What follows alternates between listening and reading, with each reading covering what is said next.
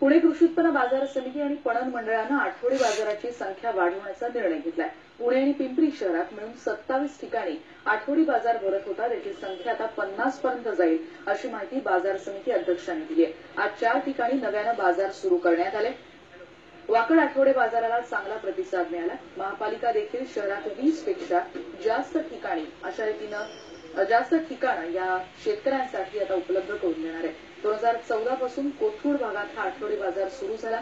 आता थेट शेतकरीच भाजीपाला आणि फळं विक्रीला आणत असल्यानं ताज्या भाजीपाला जो आधी दलालांच्या मार्फत मिळत होता तो आता थेट आणि स्वस्त दरात ग्राहकांना उपलब्ध होतोय।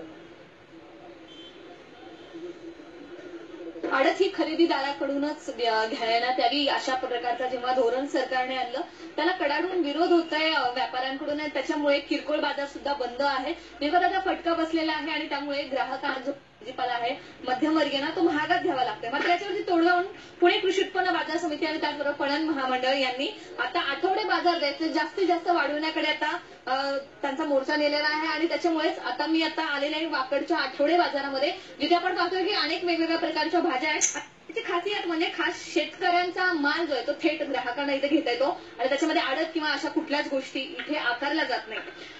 किती वर्षांपासून तुम्ही येत आहे माल घेऊन? मी साधारणतः 1.5 वर्षापासून येत आहे। बरं, काय वाटतं नेमकं शेतकऱ्यांच्या दृष्टीने काय फायदे? शेतकऱ्यांच्या दृष्टीने म्हणलं तर अगदी सुवर्ण संधीच म्हणायचं, कारण इथं काय म्हणजे व्यापारी आडत असं कोणी आज जरी म्हणजे बाजार तुम्ही म्हणताय की बंद आहे, आम्हाला हे सुद्धा माहित नाही की किरकोळ बाजारपेठा बंद आहे। म्हणजे हा बाजार चालू झाल्यापासून आम्हाला आमचा माल विकण्याची एक मोठी जागा इथं उपलब्ध झालेली। कसा प्रतिसाद मिळतो? आडत किंवा अशा कुठल्याच गोष्टी इथे आकारल्या जात नाही। किती वर्षांपासून तुम्ही येत आहे माल घेऊन? मी साधारणतः 1.5 वर्षापासून येत आहे। बरं, काय वाटतं नेमकं शेतकऱ्यांच्या दृष्टीने काय फायदे? शेतकऱ्यांच्या दृष्टीने म्हणलं तर अगदी सुवर्ण संधीच म्हणायचं, कारण इथं काय म्हणजे व्यापारी आडत असं कोणी आज जरी म्हणजे बाजार तुम्ही म्हणताय की बंद आहे, आम्हाला हे सुद्धा माहित नाही की किरकोळ बाजारपेठा बंद आहे। म्हणजे हा बाजार चालू झाल्यापासून आम्हाला आमचा माल विकण्याची एक मोठी जागा इथं उपलब्ध झालेली। कसा प्रतिसाद मिळतो ग्राहकांचा? ग्राहकांचा एकदम उत्तम प्रतिसाद। कुठून आणता तुम्ही सगळा माल? आम्ही आमचा स्थानिक शेतामधून म्हणजे राजगुरुनगरवरून। तिथे आहे तुमचं शेत। आता शेतातून हा माल थेट इथे आलेला आहे। काही ग्राहक आहेत, आपण त्यांच्याशी बोलूया। कसा असतो भाजीपाला? काय फरक जाणवतो म्हणजे बाहेरून घेणं किंवा इथल्या आठवड्या बाजारातून? नाही, ताजा आहे एकदम, भाज्या सगळ्या ताज्या मिळतात, स्वस्त आहे महत्वाचं, आणि सगळ्या भाज्या मिळतात। त्यामुळे असं नाही की तुम्हाला 4 ठिकाणी फिरा भाज्या घ्या, सगळं काही एकाच ठिकाणी आणि क्वालिटी चांगली आहे। तुम्हाला काय?